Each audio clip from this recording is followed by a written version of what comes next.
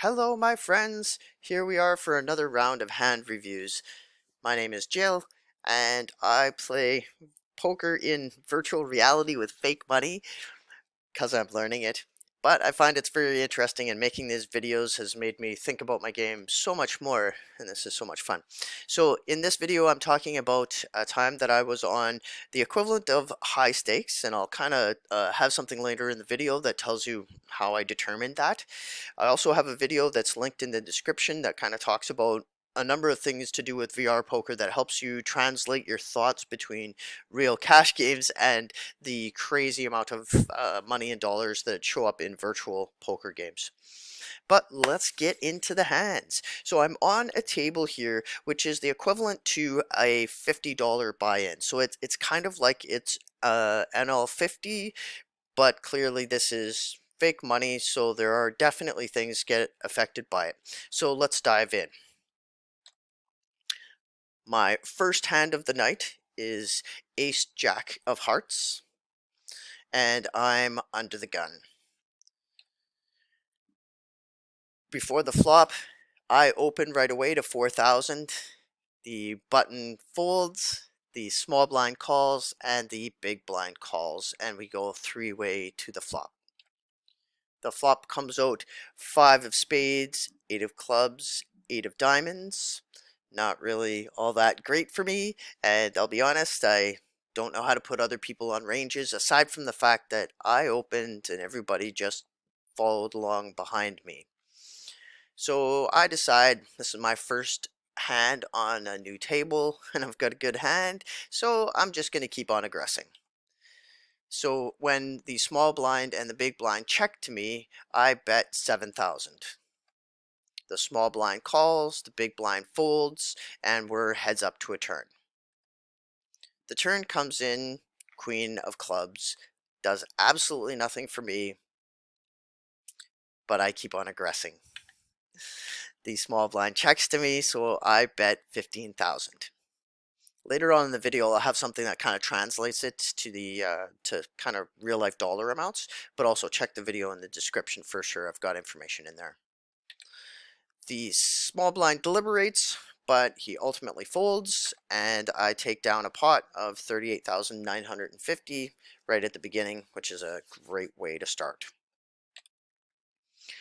The next hand up, we get a new person who joined to the right of me, so I'm in direct position to him.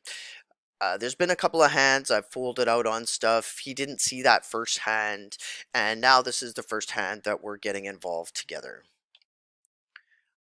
I have another great hand. I have Ace Jack offsuit, and while offsuit isn't always the greatest, I look up my charts, the Jonathan Little charts, and on the big blind it says 3 bets, so there I go.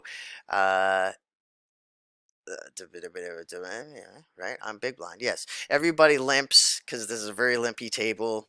The under the gun folds. Small blind limps into the pot, so I raise it for $5,000.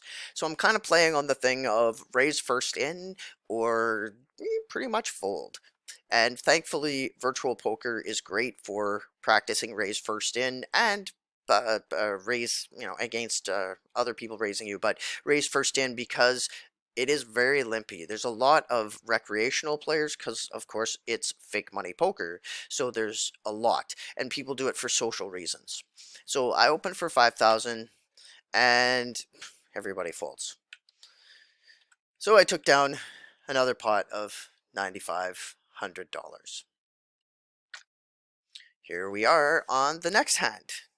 I wanted to note that the guy to my right, he wasn't so pleased that I put in my $5,000 after everybody put in their 1,000, and then I took the pot without contest. So the next hand comes up that is playable hand, King 10 offsuit, under the gun limps, and I'm on the cutoff, so I raise to $4,000. Button folds, the small blind calls, and the big blind calls. The flop comes out, Jack of clubs, 2 of diamonds, Queen of clubs. So now I've got a open-ended straight and a backdoor flush draw. Small blind and big blind both checked me, and the cranky pants on the right side to me, who's under the gun, bets 1,000. That's not enough for me, so I raise it to 5,000. Small blind folds, big blind calls, and the cranky pants under the gun calls. The turn comes and it's a 3 of hearts, kind of a brick. The big blind and the under the gun check, so I take another opportunity to bet, and I bet 8,000. Big blind calls and the under the gun folds. So now we're heads up to the river. The river is a 7 of clubs, which doesn't do anything, but looks like potentially there could be the flush there.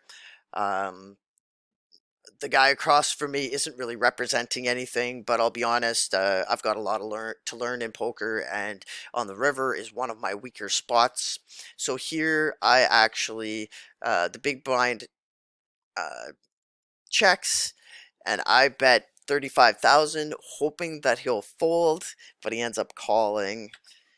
And in the showdown, he's got a pair of jacks, so he wins the pot of $111,000. At which point, this guy who is in the under the gun seat chirps up and starts making noise, and he says, "You're betting all of that and you didn't even have an effing pair?"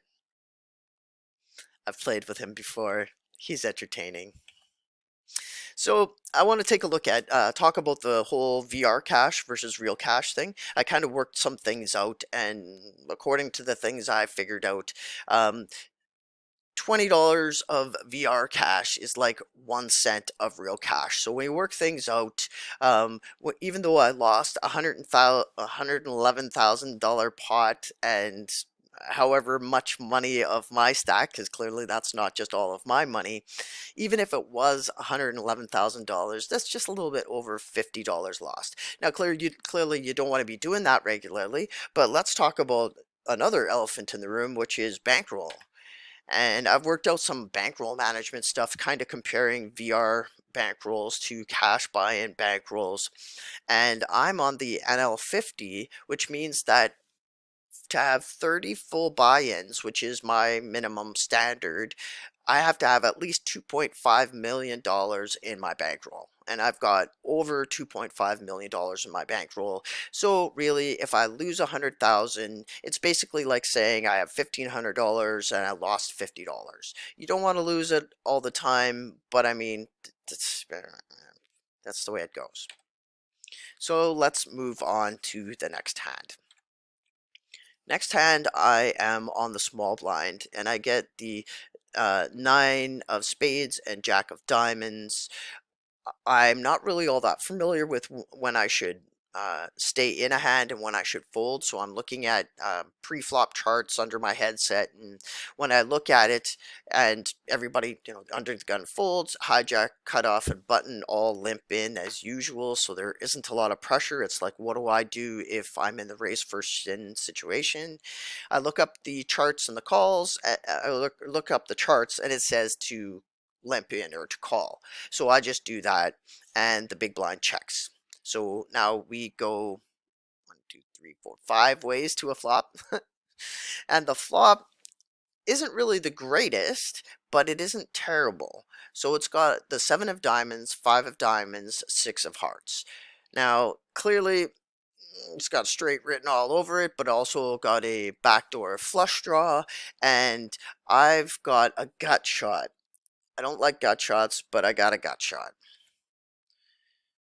So I'm on the small blind, and I decide just to check it out because I don't like gut shots.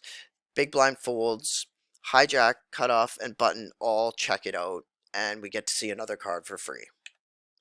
The next card that comes out is beautiful for me. It is an ace of hearts, which of course brings the backdoor flush for the hearts and the diamonds, but I've also already got a straight. So now I decide to bet. So I bet $4,000 Sorry, I don't know what the pot's at right now, but generally as I'm betting, I look at the pot size and I try to bet at least half pot, and sometimes when I'm being aggressive, I'll bet 80% of pot. Occasionally I overbet, but not in these cases on this table. When I do that, hijack folds, the cutoff calls, the button calls, and we go three ways to the river. The river brings up a king of diamonds, which now brings the diamond flush as something that could possibly happen. It helps that I have the king, but nobody's really kind of being assertive and stuff like that here, so I'm kind of thinking that they don't have the flush. So I'm on the small blind and I bet $10,000. The cutoff calls, but the button folds. And it turns out that at the end that I can't see his cards. I won, and I won a pot of $35,150. So that's pretty nice, especially after the losing. Next up, I get King Jack. And all the meanwhile, the player to my right hand side is chirping and saying things about my betting and that I'm going in with trash and things like that. So here I am, King of Hearts, Jack of Hearts. Under the gun, cut off, button, small blind, all limp in. So, of course, I raise it to 4,000. Everyone calls, and we go five ways to the flop. The flop is a two of diamonds, jack of clubs, eight of clubs. The cranky pants on the small blind to my right bets $16,000. I look at the money that he's just bet. I look at the cards, and I know this guy is tilted. I know that he's getting annoyed at my pre-flop betting. He doesn't like that. And so I decide that I will make the call. But then under the gun to my left shoves his entire stack and brings the bet up to just under $75,000. Everybody folds except for me on the big blind, who calls, heroic gesture, heroically killing myself on his cards. The turn and the river come up and they don't help me at all. 10 of clubs and 7 of hearts. And it goes to showdown, and it turns out that my opponent, who actually has been sitting here quietly and folding and folding and folding and folding, and if I had paid attention, he's a net. I should have backed off as soon as he shoved. He's got pocket deuces, so he's got three of a kind. He's got a set, and he wins the pot of 128,000, which of course is like another $50. Well, that sucks. But this is only my first time rebuying. I bought into the table, I won some stuff, I lost some stuff, and now I'm buying in again for the first time. So really, I didn't really lose all that, $50 kind of thing. I lost less than 50. And while I'm playing with my chips and getting them broken down to the chip stacks that I like, the guy on my right hand side is making more chirps. And he's talking about how I'm playing and how I'm betting and all those kind of things. He admits that he only threw in the 16K because he, meaning me, I'm playing a male avatar, bet on shit to begin with. Then he tells the guy, good hand, I'm glad you took all his money. Ah, love it. So here we go to the next hand. The next one, I'm on the small blind, the under the gun, the cutoff, the button limp in, and I look at the charts for small blind for 9-7 suited, and it says just to call or to limp in, so I did that, and the big blind checks, and we get to see the flop. The flop comes out, and it is a 3 of clubs, 10 of clubs, jack of hearts. So now I've got a flush draw, And I've also got a straight draw, gut shot to a straight. So because I have pretty decent, a bunch of outs, I like this. And again, raise first in. I bet 2,000. Now this isn't like the normal bet that I do because I've seen a lot of times where I have the flush draw and it doesn't come in, but I still want to build up the pot, so I made it 2,000 this time. Big blind, under the gun, calls, cutoff folds, but the button calls, and we go 4 ways to a turn. The turn is the 8 of diamonds, which now finishes off my straight draw. Woohoo! So I bet $9,000 since I have more confidence now. Big blind calls, under the gun folds, but the guy on the button 3 bets by going all in for 35,850. I immediately 4 bet him by going all in and bringing it up to 43,500. And the big blind deliberates for a bit, but ultimately folds. The river comes up and it's a 4 of hearts, which does nothing for anybody. Showdown comes up and my opponent has 9-7 suited just in diamonds. I'm really kind of sad I didn't get the clubs so that I could stack them that way, but we ended up just splitting the pot and I kept 51,775. On to the next hand. Queen 10 of spades. We've got somebody new on the table and he likes to bet and he likes to play. So some interesting conversations came up after this, but let's go through the hand. Under the gun, hijack, and cutoff all limp into the pot for 1,000 and I'm on the button. So I raise it to 5,000. Big blind, under the gun, and hijack all call, but the cranky pants to my right on the cutoff folds.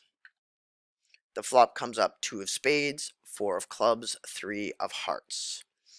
Not the best, but on this table, people tend to fold crap things, especially if you put pressure on them with the 5,000. So I don't really expect anybody's going to have a lot of those really low cards.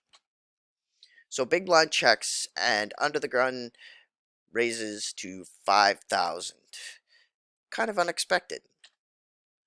Hijack calls and I call and the big blind folds. The turn comes and it's the 10 of hearts, so I've got a pair, top pair with a solid kicker. Under the gun bets 15,000 and the cutoff folds. Comes through to me and I raise all in, 41,775. If he wants to bet, let's do it. Under the gun calls. The river comes up as a king of diamonds, which doesn't help him at all. And I've actually, when I look at what they had, they've got 3 of spades, 6 of clubs, so they had a pair but had a gut shot that they were looking for, and it just didn't work out.